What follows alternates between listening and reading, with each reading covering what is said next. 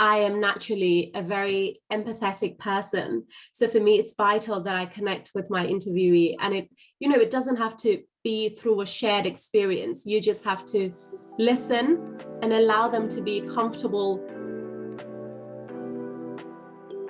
You have been described as a leading voice among young Africans in the UK. How does this make you feel? I think for me, I've been working in, radio and TV since I was like 15. I've always known how to use my voice on screen and on air. So I guess for me, it has been kind of, about translating that into issues to do with the community, national issues, to do with where I'm from. I've learned to kind of find and also use my voice to advocate for those issues that matter to me and my community, and bring those issues to the forefront and to, the mainstream. So to then be defined, as a leading voice, it is truly an honor. As a journalist, who has been your favorite person to interview? Yeah, no, if I had to pick a favorite, and I'll give you my reason why. So my favorite to interview so far has been Sadiq Khan. It was for budget day, so it wasn't anything exciting. And although it wasn't like a sit down interview and I was just throwing a load of questions at him, it was kind of the beginning of me starting to feel that I can truly make an impact in the work that I do. It felt natural to me. It felt like this is what I'm designed to do. And then I think from then onwards, I knew that I had found, home, I guess, for myself. And that was in journalism, in interacting with people, in speaking. And I guess it's essentially, just being able to use my voice in that sense. How do you predict the world of journalism and media will evolve? I think already in the several years that I've been in the industry, I've seen how much it's transforming. The traditional barriers are being broken. What was once private is being made public. And I think,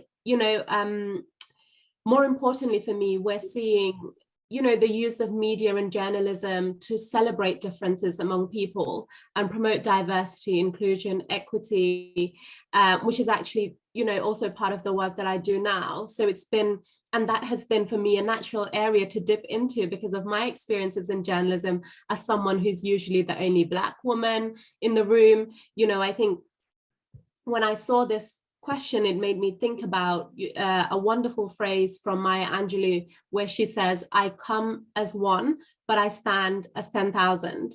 And I think for me, it's knowing that me being who I am and where I am doesn't just come from myself. It comes from my heritage. It comes from my community, my origin. So I own that. I know that and I own it. So I think where media and journalism is going, it's exciting. It's exciting to be part of it, and it's exciting to see, where it's going and contribute to where it's going as well. But I think more importantly for me and more meaningful for me is kind of seeing it being used to, celebrate differences. And what are your top tips for conducting an engaging interview? I think for me, the main ones would be to listen and to connect. I am naturally a very empathetic person. So for me, it's vital that I connect with my interviewee, and it doesn't have to be through a shared experience. You just have to listen and allow them to be comfortable enough to share what they need to share and what you would also like for your audience to learn and take away. An obvious one is, of course, doing your research, but I think it means nothing if you don't listen, learn and connect with your guests. People in general, from what I've learned over the years, want to be heard, and as a journalist, we have to give them that feeling of validation almost by just allowing them to speak and kind of, being comfortable enough to share what they need to share. For that, what are your top tips for businesses wanting to improve diversity and inclusion? I think you have to engage the people you're working with. You have to engage the people that are working for you and with you. And that comes from making them feel valued. I think that's really, really important.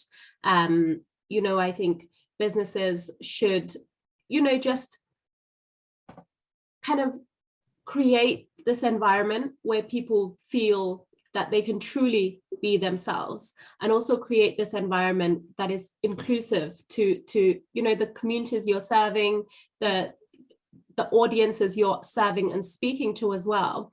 And for me, you know, especially as like a marketer, I kind of bring that into my everyday work, you know, because I have these all these other audiences that I'm aware of, you know, because you can't serve an audience that you're not aware of or you don't know exists.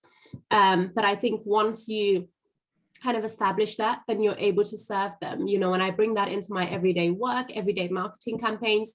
I'm able to say, actually, you know, we should think about this region and that region, and, you know, kind of the sensitivities that are associated with those regions. So just having like kind of open and honest conversations, making your workers or, you know, your colleagues feel valued, and yeah, just tapping into their expertise as well, because you'll be surprised, especially with like international organizations like the one I work for.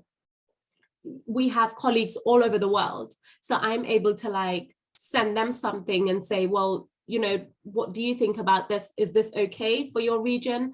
So again, it's just having those conversations, you know, and I think it has to start, you know, it has to start from the very top, and it's about bringing everybody in, making everybody feel valued, feel wanted, and feel like their voices count.